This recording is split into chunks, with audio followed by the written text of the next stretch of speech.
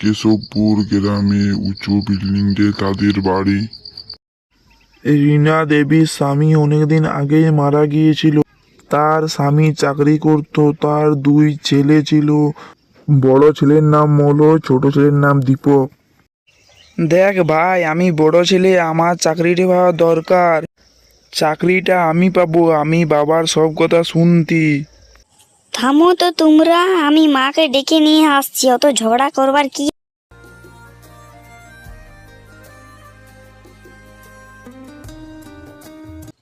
কেন তোরা সকালে ঝগড়া করছিস?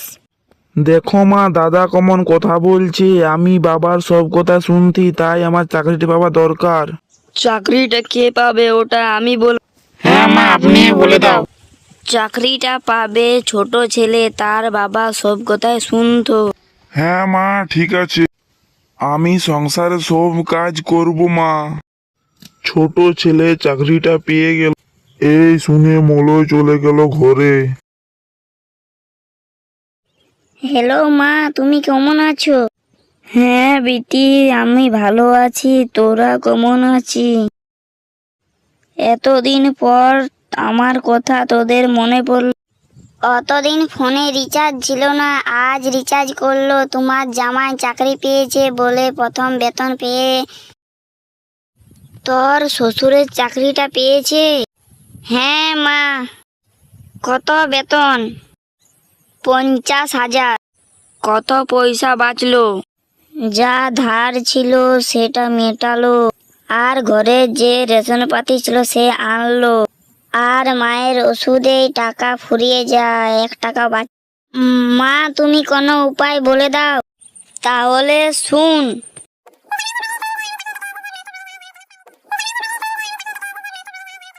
বাস এইটুকুই বলতে বলবে। 1 মাস তুমি কাজ করলে, কিন্তু আমার হাতে 1 টাকা পয়সা নেই। যা পয়সা পাচ্ছ সংসারে যাচ্ছে। হ্যাঁ গো, তুমি ঠিকই বলেছ। তাহলে কি করব? আমার কাছে একটা আইডিয়া আছে গো। কি আইডিয়া?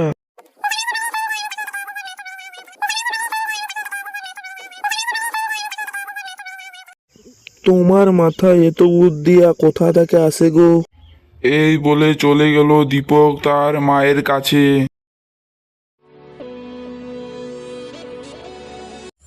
কিছু বলছিস রে দীপক? হ্যাঁ মা, আমার যে ট্রান্সফার হয়ে গেছে কলকাতায়। পরশু থেকে জয়েন করতে হবে মা আমাকে। তুই আগে কেন বলিসনি? মা, ভুলে গেছিলি, এই জন্য বলা হয়নি। তুই একাই থাকতে পারবি? আর রান্না বান্না কে করবে? মা, আমার সঙ্গে পিঙ্কিও যাবে। তাহলে তুই গাড়িটা নিয়ে যাবি? হ্যাঁ মা, না হলে কিসে যাব? তাহলে আমাকে ওষুধপাতি কে দেবে? তোমাদেরকে পয়সা পাঠিয়ে দেব তো। তাহলে ঠিক আছে, তুই যা, ভালো করে যা। সকালে বেরিয়ে পড়লো।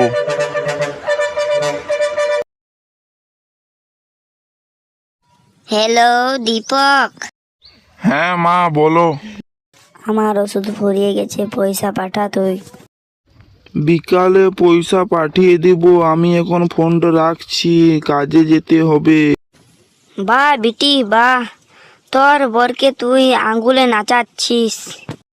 এইসব তো তুমি শিখিয়ে দিয়েছো আমাকে।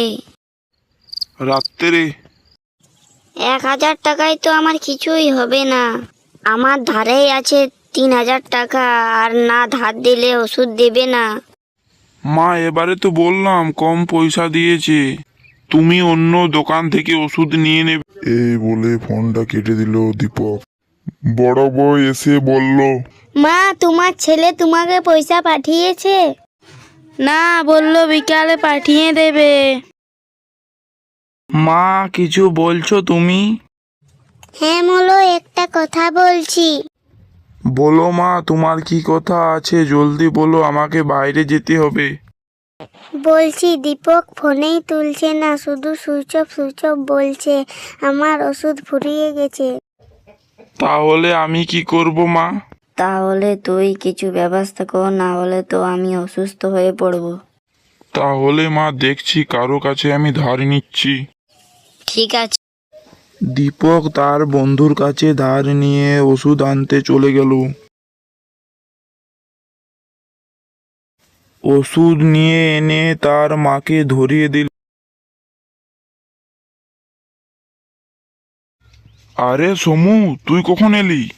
যখন তুই ওদিকে মুখ ঘুরেছিলি তখনই এলাম। তো এখন কেমন আছিস?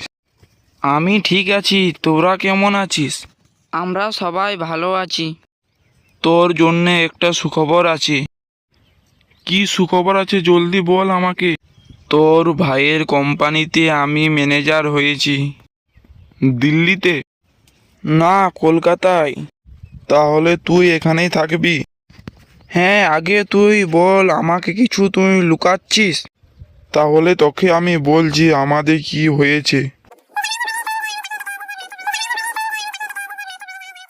তাহলে দেখ তুই কিভাবে আমি মজা দেখাচ্ছি। হ্যালো মলয়। হ্যাঁ। তোমার চাকরিটা তোমার দাদা পাবে। কেন, আমি কোনো দোষ করেছি? হ্যাঁ, তুমি দোষ করেছ। তোমাকে মিথ্যা কথার জন্য আমি চাকরি থেকে বার করে দিলাম।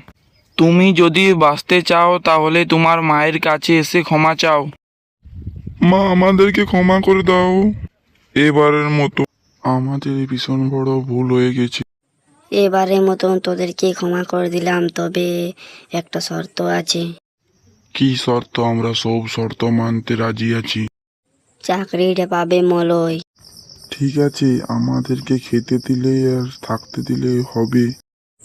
এবারে মলয় তুই বাঁচিয়ে দিলিস, এই ভুল আর আমি কবু করব না।